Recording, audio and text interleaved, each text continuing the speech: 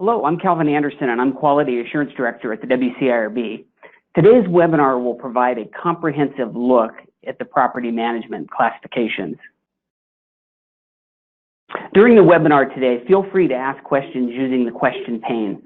We're planning to answer any questions at the end of today's webinar. You may find it helpful to hold your questions until the end of the presentation, as we may answer your question by the end of the presentation. Significant changes were made to the property management / operation industry group of classifications effective January 1st of 2017. These changes were intended to harmonize the classification procedures for all businesses that perform property management. Prior to 2017, you may recall that commercial property management firms had a unique set of classification procedures that at times created confusion when classifying property management firms. So what do we know about property management firms? Well, property management firms manage their own real property or properties that are owned by others. Sometimes it can be a combination of both. The property management industry group is comprised of 7 pairs of companion classifications that cover the entire property management spectrum. Each pair consists of a narrowly focused classification that contemplates property management supervisors, 8740, and a classification that describes all other employees. Typically, when an employee does not qualify as a property management supervisor, they would be assignable to the corresponding all other employees classification. Later, we'll discuss all the other classifications that may be applicable to property management firms. The property management classifications can be divided into 3 groups. The first group is the residential property management classifications. The first classification in that group is classification 9011, property management or condominium complex operations. The second is classification 9007, apartment or condominium complex operation for seniors. This classification is similar to 9011, but it applies to age-restricted apartments or condominium complexes with 4 or more units. The third classification is classification 9011, and this is the second suffix for commercial and residential mixed-use building operation. This classification was new for 2017. It applies to the operation of commercial and residential mixed-use buildings. 1 or more mixed-use buildings, typically with retail or commercial on the ground floor and residential apartments above, and there are 4 or more units per building. The next classification is 9010, mobile home park operation. This applies to the management or operation of mobile home parks where the tenant may rent a space where their own mobile home is placed, or where the mobile home park owner or operator may rent the mobile home to the tenant. Common operations associated with the residential property management classifications are maintaining common areas, such as lobbies, hallways, landscaping, and parking areas, cleaning and maintaining swimming pools, changing door locks, updating directories, cleaning vacant units. The next group of property management classifications are the non-residential property management classifications. The first class in that group is classification 9009, which is commercial properties NOC. This applies to the management or operation of office buildings, office complexes, shopping malls and centers, or industrial buildings. The common operations associated with this classification are maintaining common areas such as lobbies, restrooms, hallways, and landscaping, repair, maintenance of ventilation and heating systems, changing door locks, interior remodeling, operation of parking facilities. Classification 8290 is the next class in this group, and its phraseology is warehouses, self-storage. It applies to the operation of self-storage warehouses where customers store their own belongings within a locked unit or space. Common operations include maintaining common areas, such as lobbies, parking areas, and the landscaping, opening and closing access gates for customers to enter the facility, collecting rents, locking out units with unpaid rent, showing vacant spaces to prospective customers, directing customers to designated spaces. When a group of classifications describe an industry, a single classification may be designated as not otherwise classified, meaning that property management operation not specifically described by another classification would be assignable to this classification. Classification 9015, building operations, is the NOC classification for the property management group. It applies to the management of single-family homes, duplexes, triplexes, other properties not consisting of more than 3 units per building, undeveloped land, and recreational vehicle parks. Common operations involve maintaining property grounds and structures, removing garbage, maintaining landscaping, such as weed control on empty lots, swimming pools, cleaning and maintenance, changing door locks, updating directories, and cleaning vacant units. Let's talk about the scope of 8740. Property management supervisors perform the overall supervision of properties.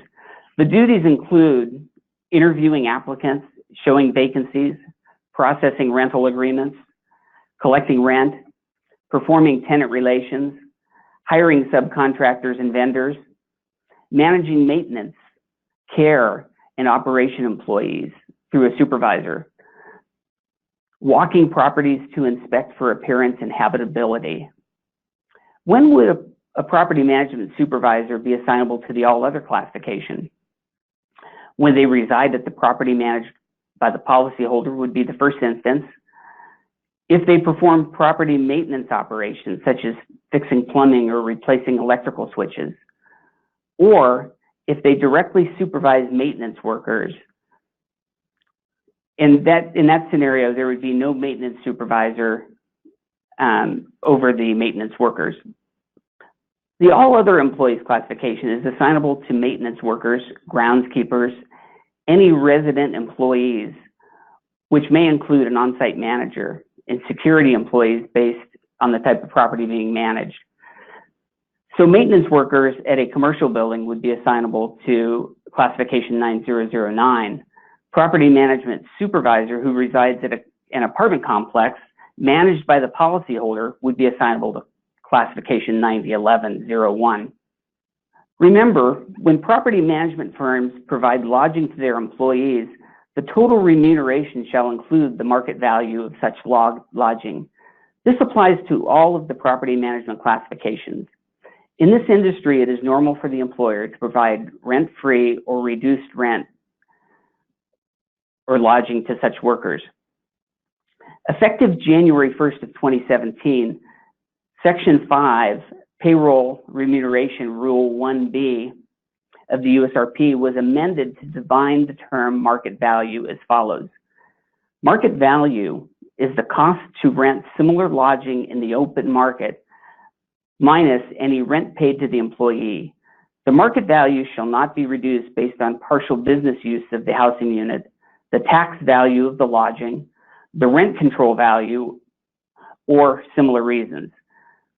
For hotel and motel lodging, market value is the cost to rent a comparable apartment unit in the local open market, not the nightly room rate paid by the hotel or the motel customers. In certain cases, other classifications may apply to the operations of property management firms besides the companion classifications.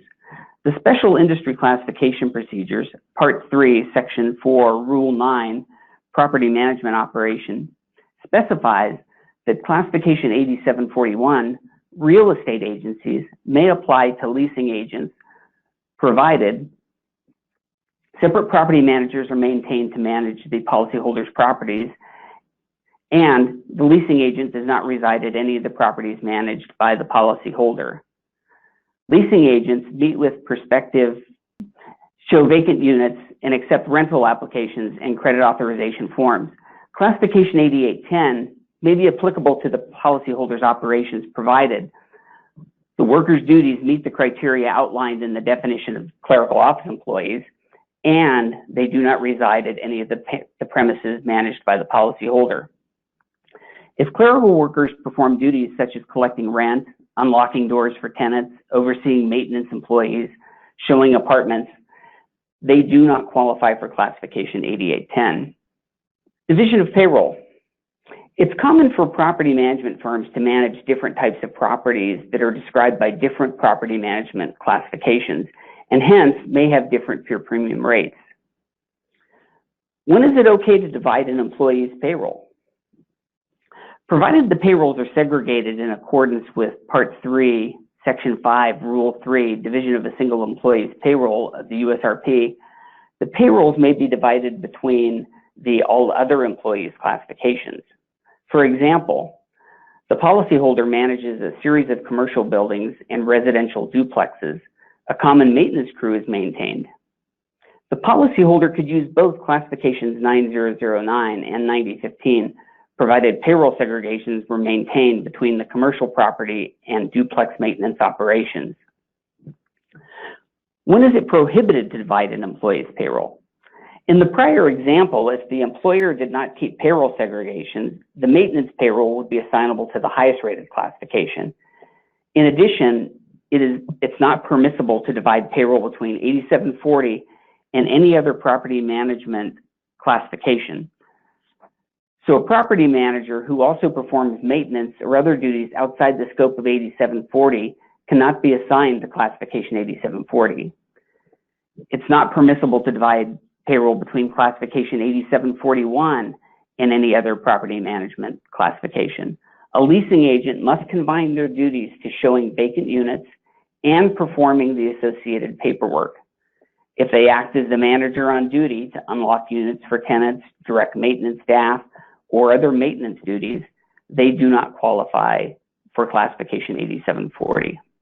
So here's a summary of the 2017 property management changes. Classification 8740 was amended to harmonize the classification procedures across all of the property management classifications. They may work on site at the managed property, but they may not reside at one of the properties under management. And then we added some classifications. So 9011 suffix 2, commercial and residential mixed-use building operation was added.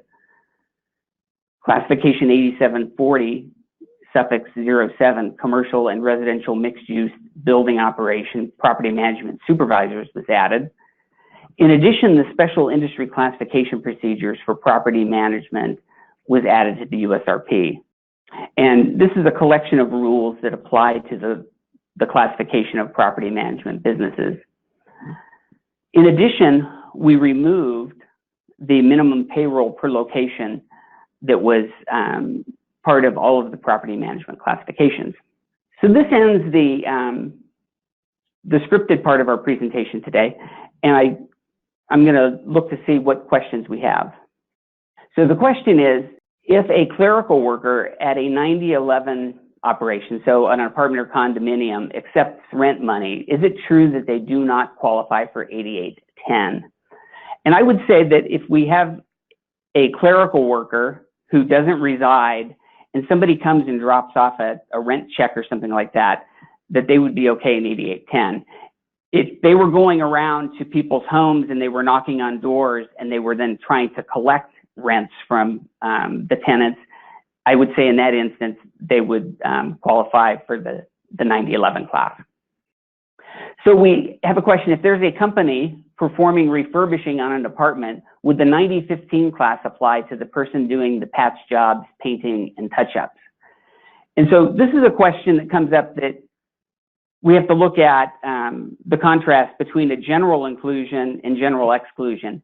And so if the worker were one of the maintenance employees and he were doing touch-up in between tenants, that would be something that would be includable in the general classification. If the apartment complex hires contractors to come in and do the work, and they are licensed contractors, they would most likely take the classifications applicable to, for the work they're doing. So if they were painters, they would take the painting class. If they were carpenters, they would take the carpentry class. If we had somebody that was a handyman firm that was coming in and they were doing very small repairs because the apartment otherwise was in good shape, and so there was like maybe a small hole that needed to be patched, and so they spackled that up and painted it to match, and then maybe they stretched the carpet or something, and it was $100 or $200 job. that would be a situation where classification 9015 could be applied to that particular contractor. So if you have a commercial and a residential apartment, do you use 9015 or 9011? So what I'm assuming is that we have a, this is a mixed use building possibly, where we have a an apartment on site, and so the idea is which classification would you use? And the other option that was presented was, would you assign it to 9011? Well, 9011 is used for apartments or condos where there's 4 or more units, and the same would hold true for the 9011 too, commercial or residential mixed-use building operation. So if there literally was a single apartment on site and you were trying to classify, the person doing the maintenance on that, we most likely would assign that to 9015 then. So it says, I mentioned remodeling under code 9009, please expand. And this would be, again, a situation where we have a commercial property where we have individuals who are going and doing the, touch-up work around the facility.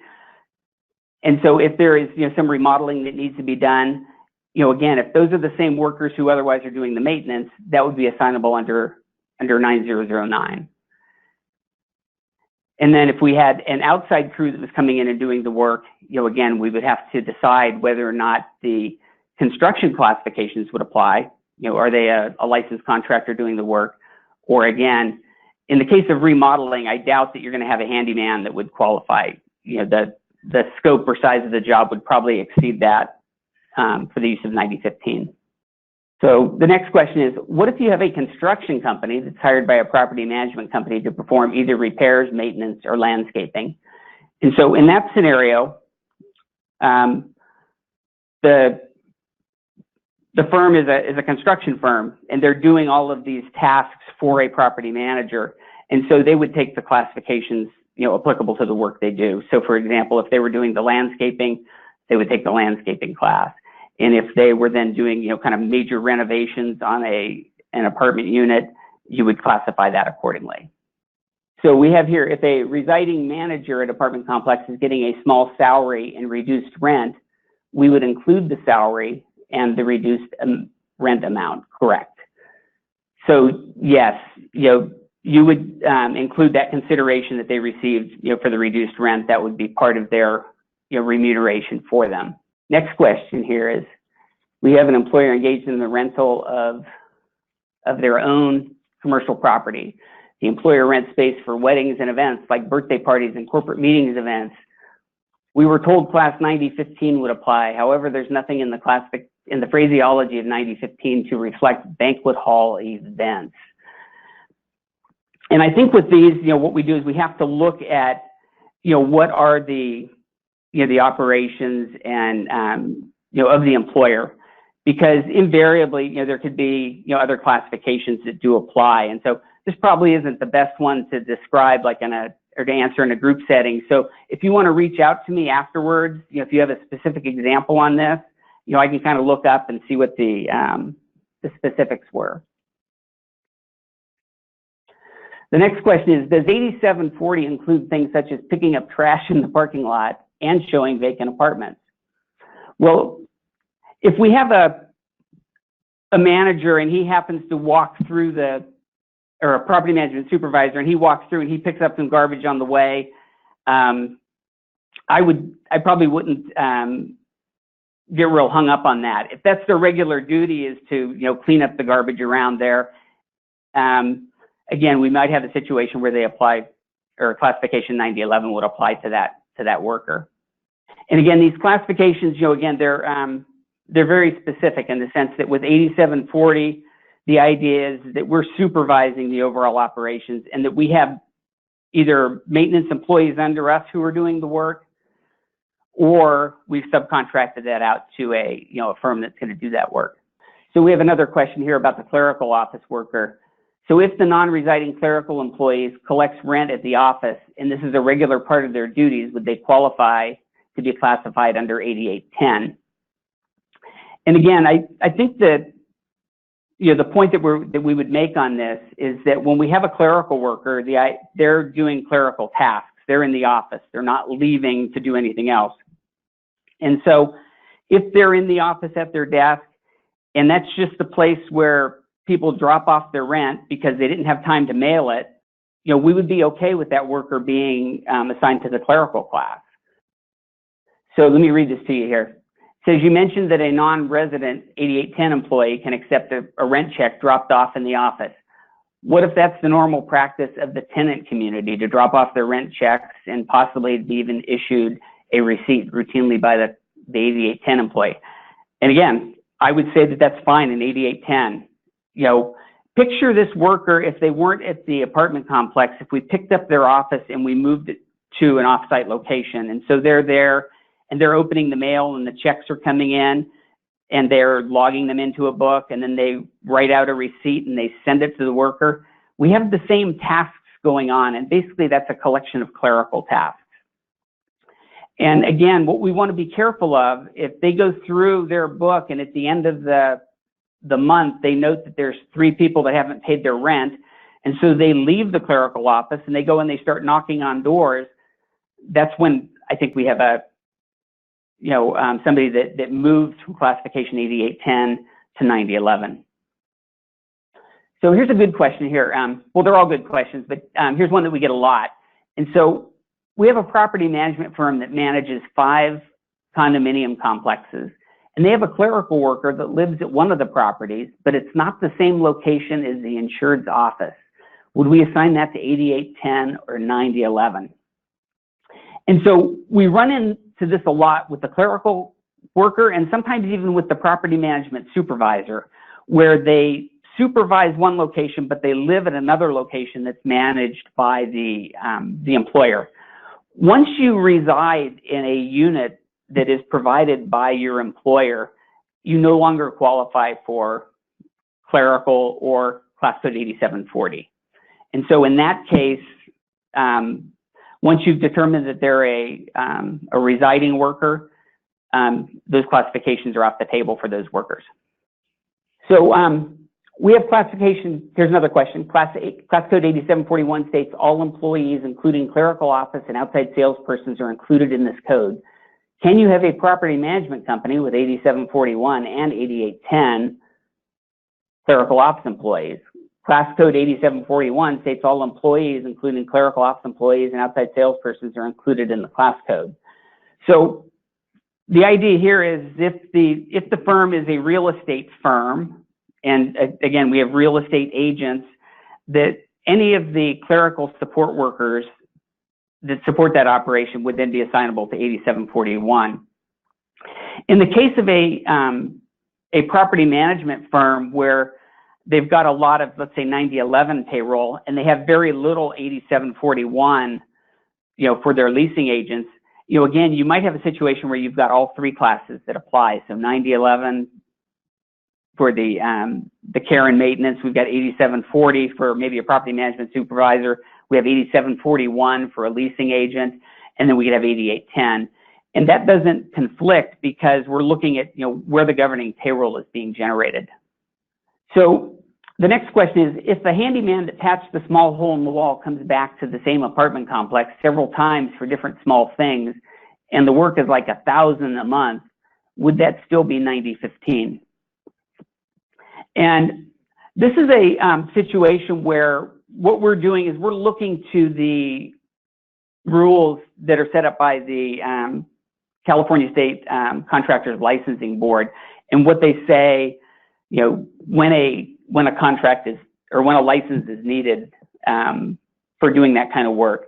So presumably, if you have, a firm that is just doing very small repairs and they're called out at different times, it's not like the apartment complex was dividing that job up intentionally to try to get around the rule. They just happened to have a need in January where this guy came out and he patched a hole, and it was, let's say, $400. And then later on, they had a small piece of concrete that cracked, and so he came and he fixed that, and that was another $200. I think in that scenario, the handyman would still qualify for 9015. Okay, so someone asked, can you explain the difference between 9009 and 9015? So 9009 is our commercial property classification. And again, this would be, think of things like,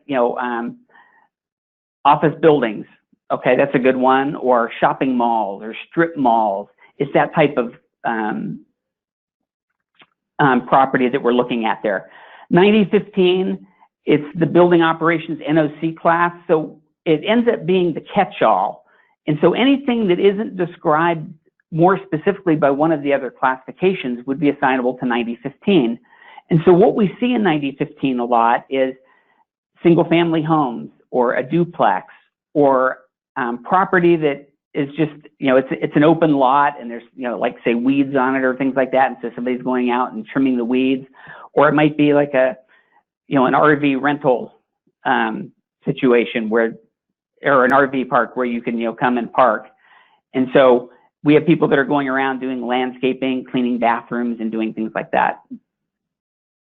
All right, we have a few more questions. I'm going to keep going here.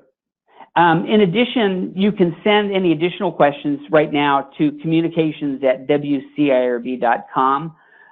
Or, again, if you picked up the PDF, it has my email address as well, and I'd be happy to answer those for you.